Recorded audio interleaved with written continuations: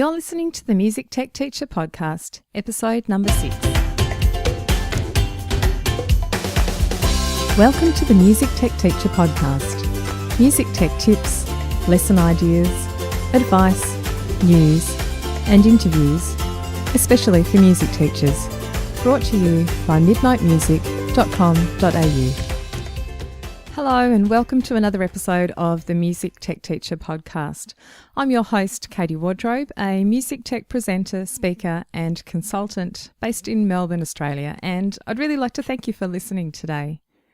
In episode 4, I talked about 19 different ways that you can just use one iPad in music education, and I wanted to follow that up today with some ideas for just using a single computer with your students. If you'd like to go back and listen to episode 4, I'll link to that in the show notes for this episode, which you can find at midnightmusic.com.au/6. I know that some of you don't have constant access to multiple devices that students can use hands-on in the classroom, which means that a lot of the time you're just working with your own laptop. Now, I don't think that's such a bad thing all the time. There are still some great things that you can do with students and just your single laptop.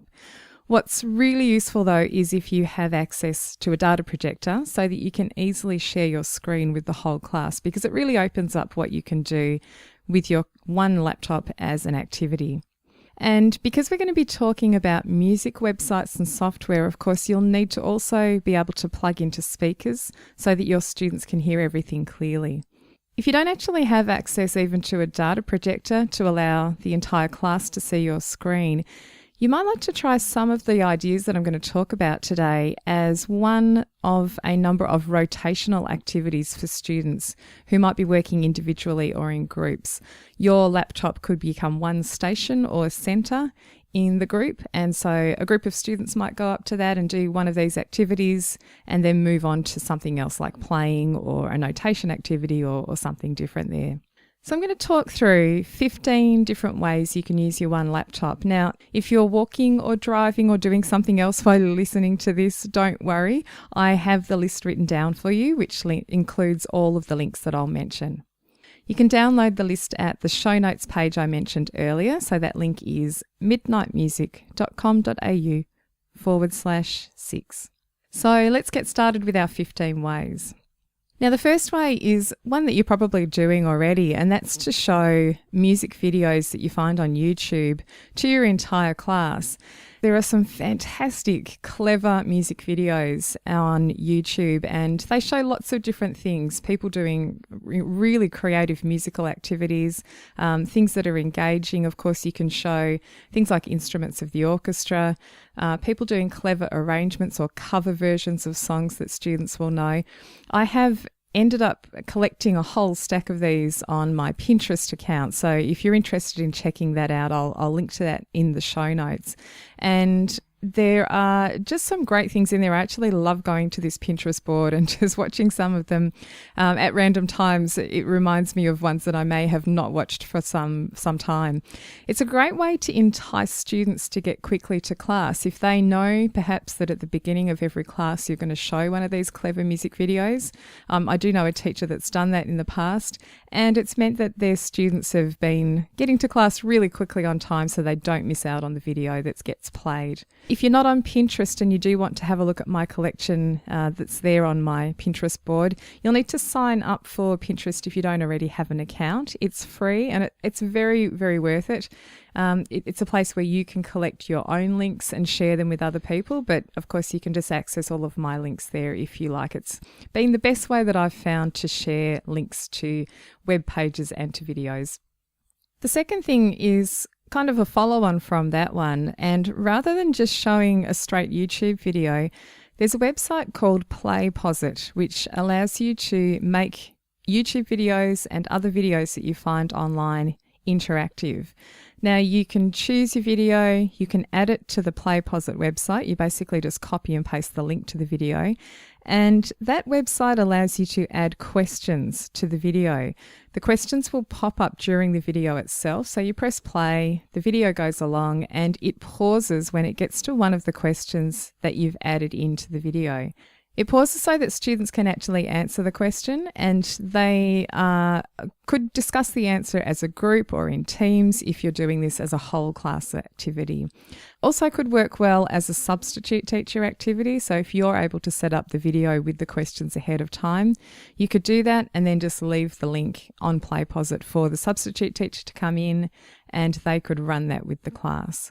Now, I did mention PlayPosit in one of the previous episodes about formative assessment options, so I'll link to that as well if you want to hear a little bit more about that. Now, the third thing you can do with your single laptop is to use it to do notes of the staff with your students. For a number of years, I've been showing the Staff Wars game in my workshops, and it always goes down really well.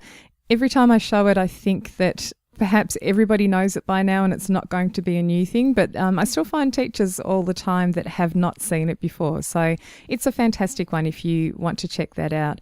Now, they have a version that you can download for free onto your laptop, Mac or PC.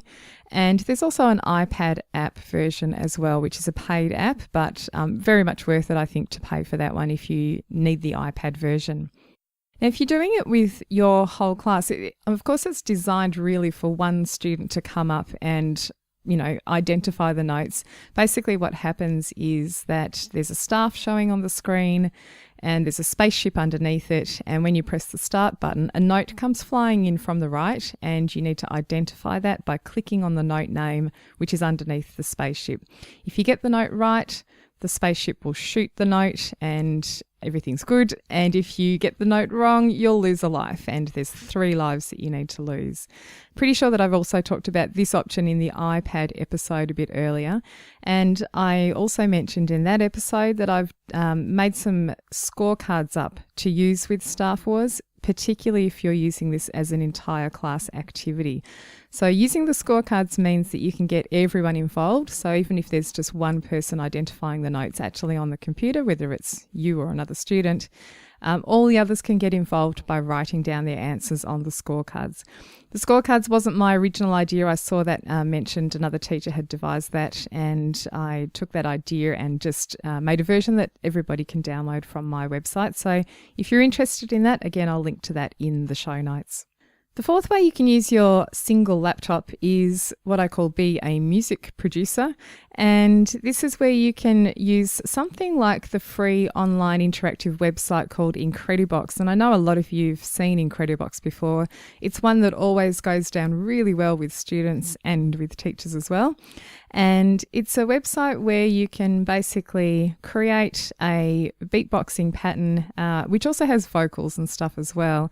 And there are some kind of cool looking dudes on the screen. You drag a sound to each one of them and it builds up an arrangement, which sounds really, really good.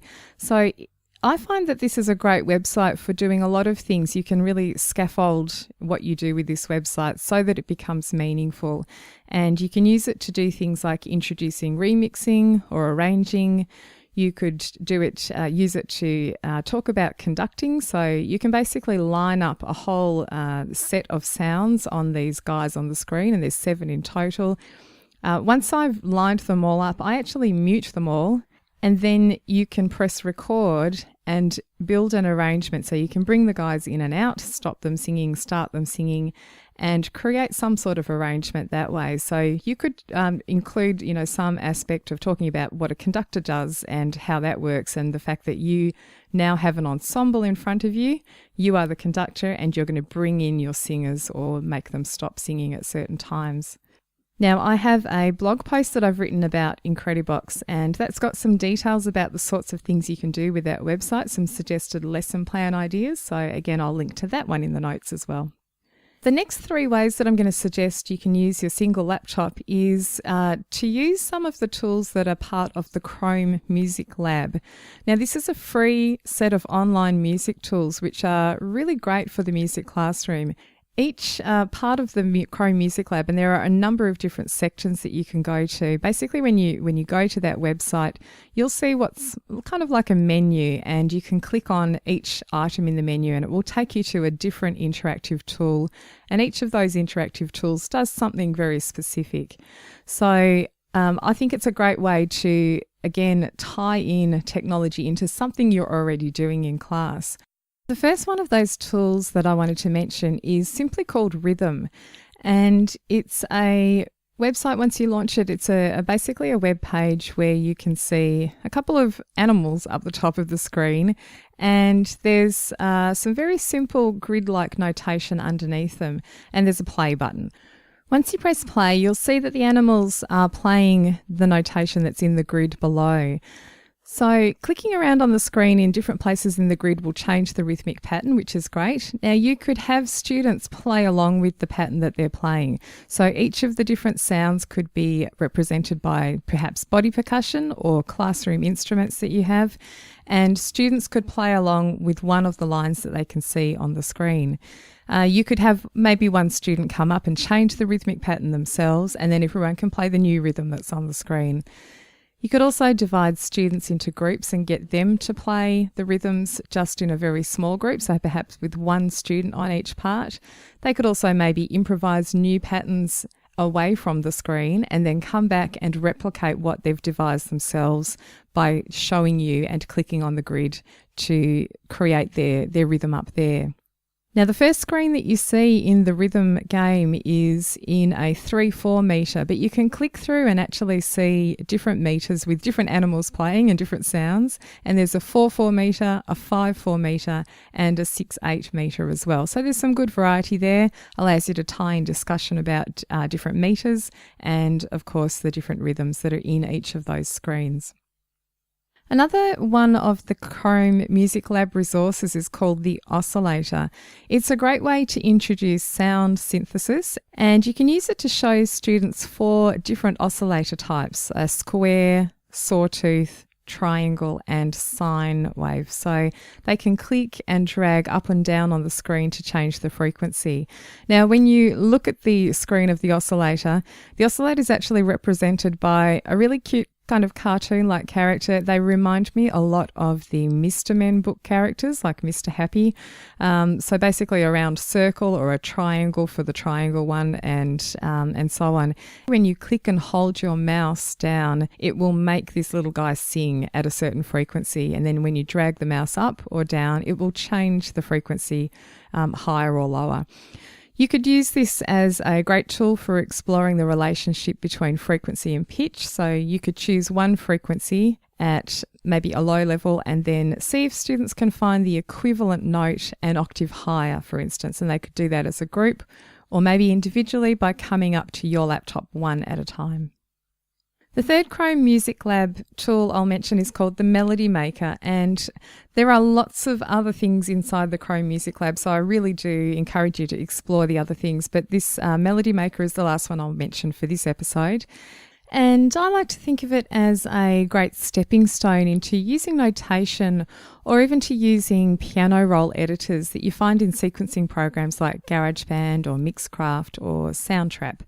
The Melody Maker shows pitch and time, just like one of those piano roll editors does. So there are, it's kind of like some little dots on the screen, and if you click on one of those, it will add a note, which looks like a rectangle onto the screen. And if you click a little bit higher to the right, you'll add another note just after the first one that you added. You can click around and create just a really short melody. And for that reason, I think that it's a great thing as a stepping stone activity, as I mentioned earlier. So as a group, students could create a melody, and you might like to choose the key note as the starting note and then let them choose the other notes in the sequence. It gives you a chance to discuss as a group the characteristics of a good melody. So you might mention things like starting and ending on the keynote can be a strong way to write a melody. You could talk about things like notes moving by steps or leaps. You could talk about melodic contours and so on. Once you've decided the group melody together, you could get students to play it back on tuned percussion instruments or whichever instruments they've got at hand which are melodic. Or you could sing it perhaps using solfa or even made-up lyrics. They could maybe then split up into smaller groups and see how many ways they can vary that melody by changing the tempo or the rhythm or time signature or note duration and so on. And then each of the groups could perform one or two of their variations for the others. So it can just slot in there. So using the computer just as part of that activity alongside some singing and playing. That's our first 7 ways done. After the break, we'll continue with the next 8 ways to use a single computer in the classroom. This episode of the Music Tech Teacher podcast is brought to you by the Midnight Music Community. The Midnight Music Community is an online space for music teachers who'd like help using technology in their music lessons. There are online courses, video tutorials, lesson plans, music tech news, and professional development certificates are provided for any training that you undertake. I'm inside the community every day, personally answering members' questions and sharing tips and ideas. The best thing is that you get to connect with hundreds of other music teachers just like you and share your own experiences and occasional music tech frustrations. For more information and a special joining price just for the listeners of this podcast, visit midnightmusic.com.au/podcast offer. That's midnightmusic.com.au/podcast offer. Before the break, we looked at 7 ways you can use your single computer with your music students. So let's continue on with the next lot of ideas. Number 8 is to use your computer as a musical timer. Now, I've used in the past a countdown timer on the Class Tools website, which is free.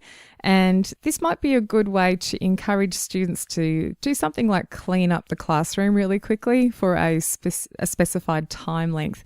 There are a number of different music themes and time lengths that you can choose in that Class Tools timer. Now, the one I really like is the Mission Impossible theme. I think it goes for a couple of minutes or so. Basically, you set it going and the students will see the countdown timer on the screen and they'll hear the Mission Impossible music. So that's a really good one for getting them to do something really fast, like clean up the classroom. The 9th way you could use your computer is to use it as a backing track for students to improvise along with.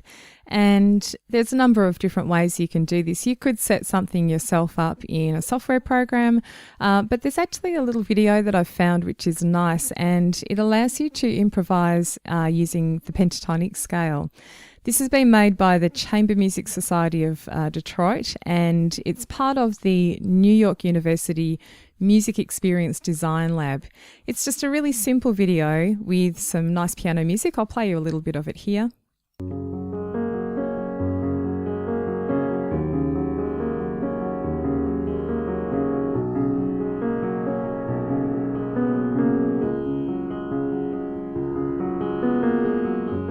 And if you set that going, you could have students play along with that. Now, they could use black notes on a keyboard if you've got access to those to use.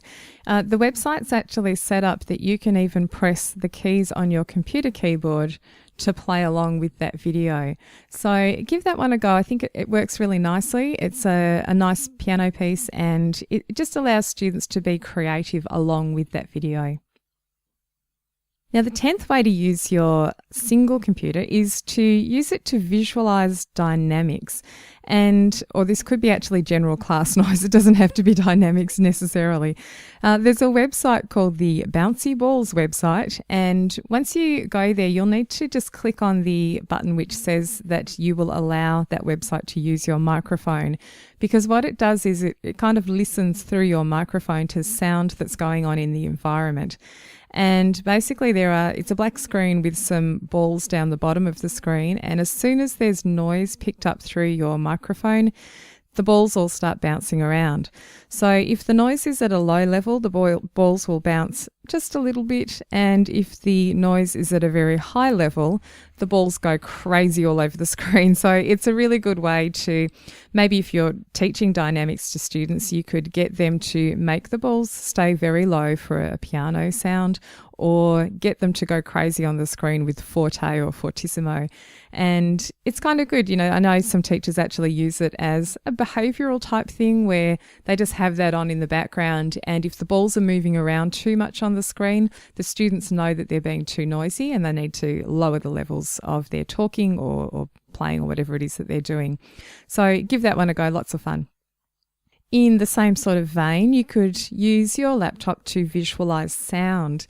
Now, I've done this before where I've just simply opened up the free Audacity recording and editing software program. And Audacity's super simple to use. I've actually got some free tutorial videos if you want to get to know it a little bit more in depth. But even if you've never used it before, you could literally open it up and press the record button, and you'll see that the sound being picked up through your laptop microphone will show on the screen in a waveform.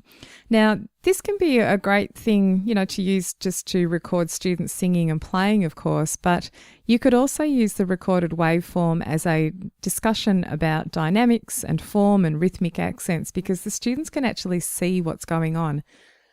You can really see where there are loud sections in the piece of music and where it drops away to softer sections, because the waveform gets very small. One thing that I've done in the past is to import existing recordings in a range of musical styles into Audacity so that you can visually compare what they look like. It's really funny to do this, because if you import a classical piece, say Mozart Symphony, for instance, you'll see that there's a really big dynamic range in the waveform. So you can see big, loud, strong sections, and then it drops away to almost nothing, and then it might build up a little bit, and then it might go back to, a big sound again. But when you import something else like electronic dance music song, I've actually imported a Lady Gaga song just to have a look, and there's not much dynamic range in that one at all. It's basically a wall of sound from start to finish, which is not to say that it's the wrong thing or the bad thing, but it's just really interesting to compare. So you can compare different styles perhaps, and maybe even have some sort of guessing game where students need to guess what the style of music is before they hear it. You actually just show it on the screen, get them to guess what style of music it is, and then see if they're right by playing it back. Now, number 12 is to use your laptop as a metronome, and you can do this in a number of ways, and again, I've mentioned this in an earlier episode too. You can set up some sort of rhythmic backing on your laptop using a free website or whatever software that you have handy, and then students can play along to this, and instead of using a metronome. So rather than just having a boring tick-tock kind of sound, you can set up some sort of rhythmic backing for them to play along with.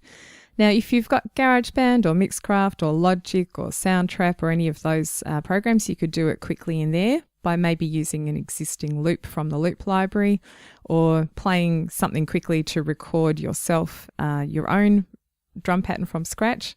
Or if you don't have one of those software programs, you could use a free website like BeatLab, which is a really simple online drum sequencer, and you basically click on squares to build up a drum beat there and press play, and you can set the tempo. So you could have students play along fast or slow, however you like.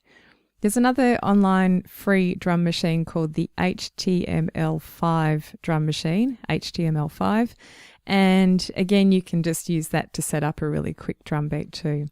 Now, I've got a blog post that I've written called How to Make a Funky Beat in 30 Seconds, and I'll link that one in the show notes, because that's got some more detailed instructions on how to do that. Now, following on from that, with the rhythmic backing that you've got set up, you could then have students write a rap to go along with the backing. So this can be a really good activity to do in small groups or individually, but you could maybe talk about setting the backing up, and you could do that as a class perhaps, and then talk through and practice an example rap as a group with your one computer. And then students could go away and write their own original rap lyrics to go along with the backing, and then maybe come back and perform it using your laptop as the backing track. Now, there's a full lesson plan that I've created which shows you exactly how to do that, and it's got a suggested structure for the rap if you want to use that. Of course, students can do whatever they like. You might limit them to picking a specific subject or something, but I've got one which is called Rap My Name. So it's a rap which you create lyrics to do with something that you like, and there's all the instructions for that will be linked in the show notes. Another group activity that you can do is to use Audacity, which I mentioned earlier, the free recording and editing program. You could use that to create a class story where you have some narration, maybe some sound effects, and maybe some background music which will accompany the story. Now, if you've just got a single computer, you could do this as a whole class activity, and this would probably work best if you assign students to different roles. So you might have a group of students who are writers, you might have one group which are narrators, and they'll take turns in saying different parts of the story or speaking different character parts. And perhaps another group of students might think of some sound effects that you need for the story. They might work out how they can create those sound effects using instruments or body percussion.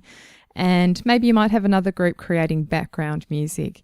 And once you've put all those things together, and this might take a lesson or two, you could then record the whole thing together in Audacity. You could also use GarageBand or one of those other digital audio workstation type software programs, but that works quite well. Of course, if you do have access to multiple devices, this can be a great small group activity where you have groups of maybe 3 or 4 students sharing in the roles of that story creation, and they can come back and do that and show you what they've created on individual laptops or iPads.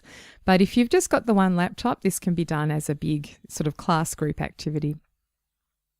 So this brings us to the last one, which is number 15, and this is to work as a group through an interactive story and accompanying activities. The one that I've picked here is the Young Person's Guide to the Orchestra, and there's a website which is called the Carnegie Hall Listening Adventures site, and again I'll link to this in the show notes. You can go through that and actually work through this story about the Young Person's Guide to the Orchestra. So that works well, just as a sort of an interactive listening activity. Again, it could be something that you use to set for a substitute teacher if you know that you're going to be away from class coming up sometime soon. But it works well, obviously, if you're there too. And that could lead into other things that you're doing surrounding that Young Person's Guide to the Orchestra. I really hope you found some useful ideas in that lot of 15 ways that you can use a single laptop. And please let me know if you do try any of them out. You can connect with me on my Facebook page, which is facebook.com/midnightmusic. Or if you visit the show notes page at midnightmusic.com.au/6, you can actually leave a comment on that page. So you can just comment at the bottom, and I read all of those comments and will reply if you've asked a question or something there. The Music Tech Teacher podcast is hosted by me, Katie Wardrobe. Don't forget to download the show notes from today's episode. And thanks for listening, and I'll see you next time.